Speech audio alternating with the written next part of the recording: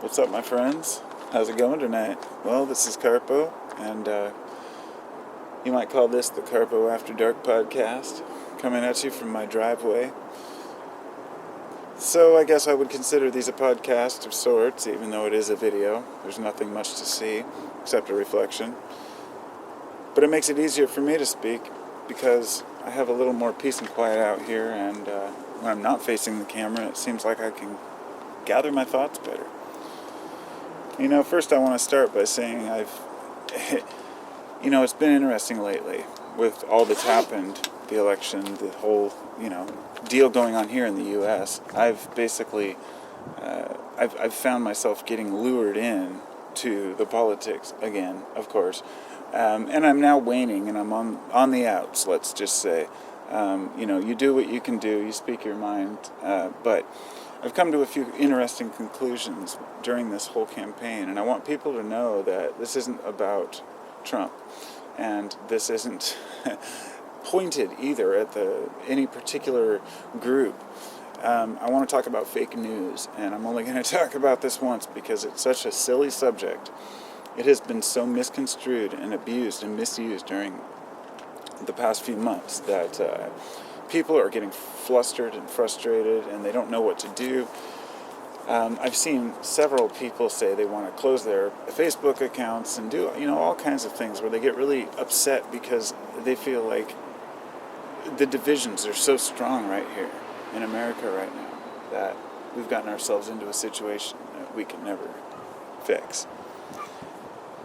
And the thing about fake news, if you want to call it fake news, I'm going to move the camera down here.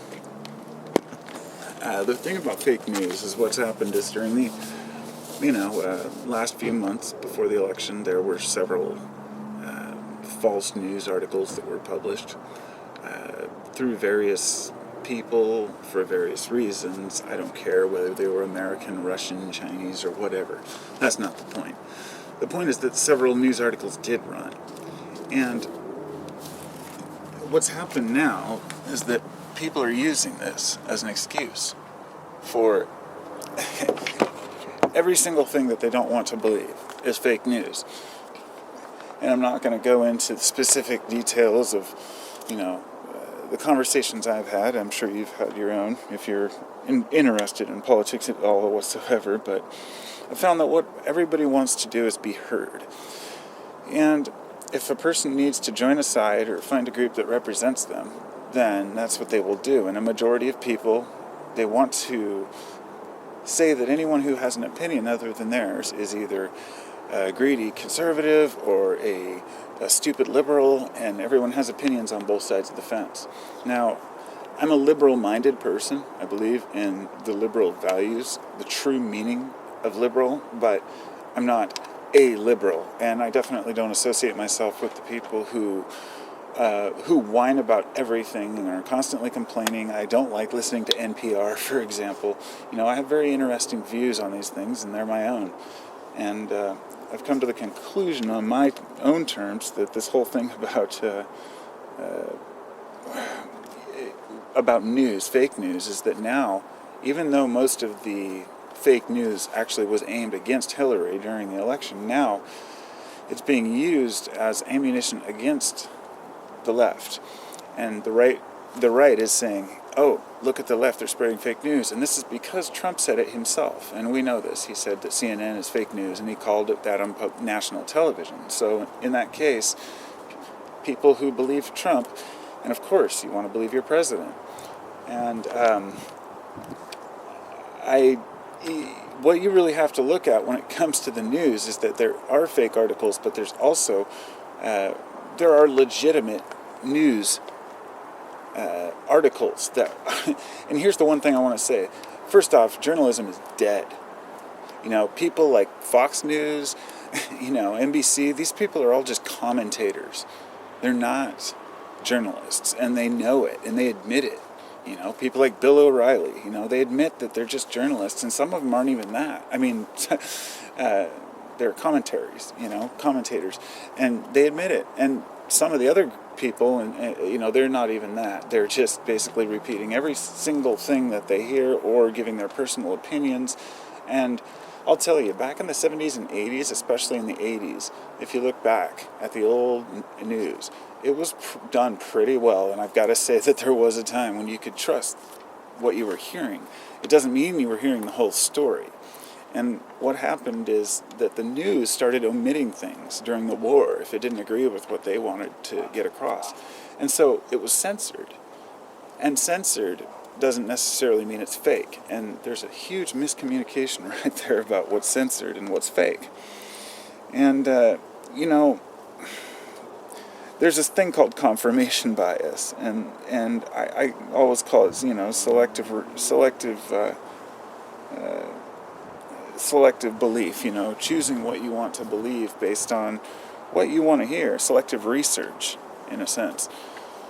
And this is also a problem. Confirmation bias is one thing, hearing things and believing it, but selective research is when you're only looking up things that you want to believe.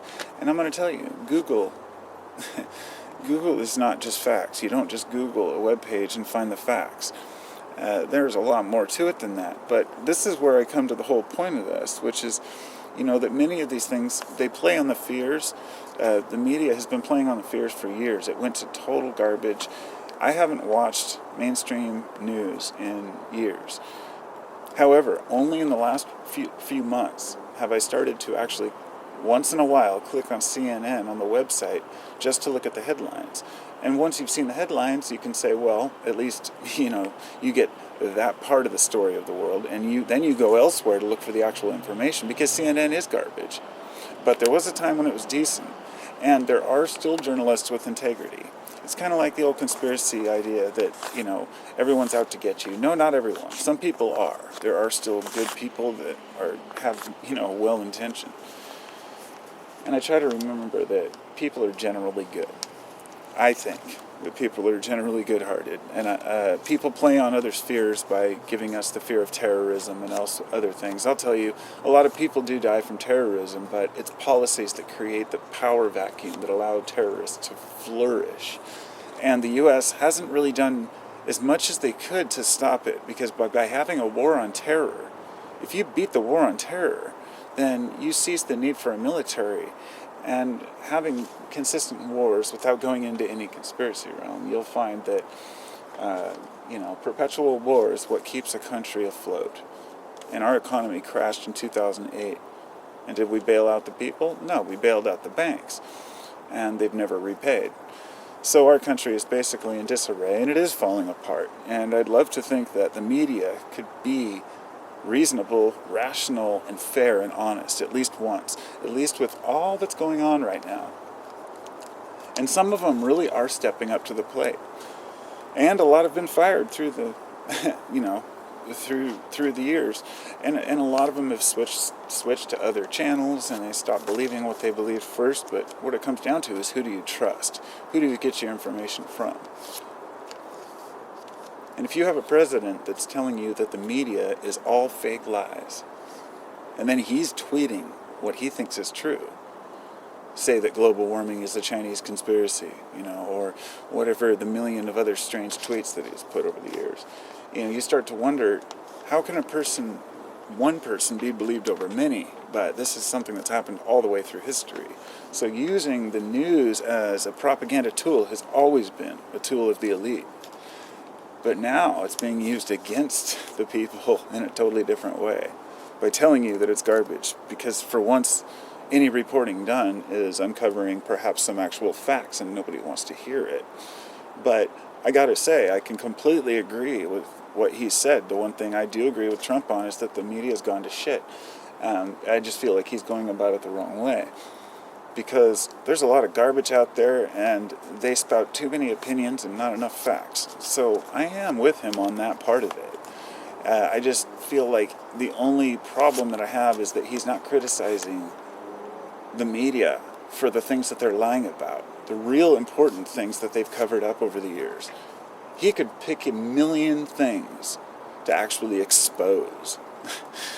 But he chooses to only pick and choose the ones that affect him personally. And that's the problem with ego.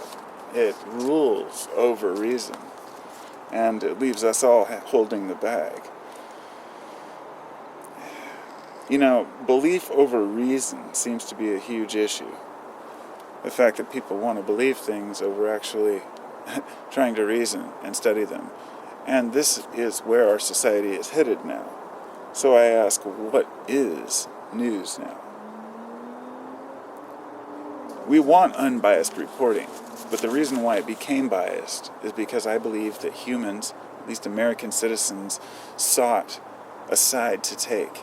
And when news stations started conglomerating into their own little groups and going right and left, people followed that.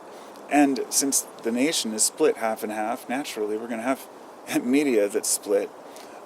And it's going to allow people to find broadcasters and journalists, at least through history, that agree with their points of view.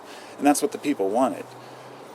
The people wanted the media coverage they were getting because that's what they kept going back to, you know. And at one point I just walked away from it. I never wanted to see a newscast again. It's garbage. Not one of them ever helped me accomplish anything. You know, I don't care what the latest fad is. You know, I don't care about the negative carnage in one little situation. I want to hear about the big stories, what's really going on in the world. So I've always known the media is garbage. I totally agree. But it's just unfortunate that certain things are selected, you know. I'd like to think that the people can finally fucking take over. I mean this, you know, this is the time, if there ever was, for people to stand up and actually start reporting good journalism. And there are a lot of folks out there doing it. Some of them fall by the wayside, you know. I have mixed feelings about organizations who say like Vice, you know, which, without going into the details, I still believe HBO is one of the last, you know, networks that's owned by, and free speech is actually allowed, you know, criticizing certain aspects of the government and whatnot. And I'm not a huge fan of Bill Maher because of his arrogance, but at the same time, I'm glad that he does reveal the certain things he does. I have a problem with a lot of the liberals that are extreme, but I also enjoy watching them speak because a lot of it's the truth, and the truth does hurt. It's not necessarily the message or the facts that people are arguing. It's the method in which they're conveyed.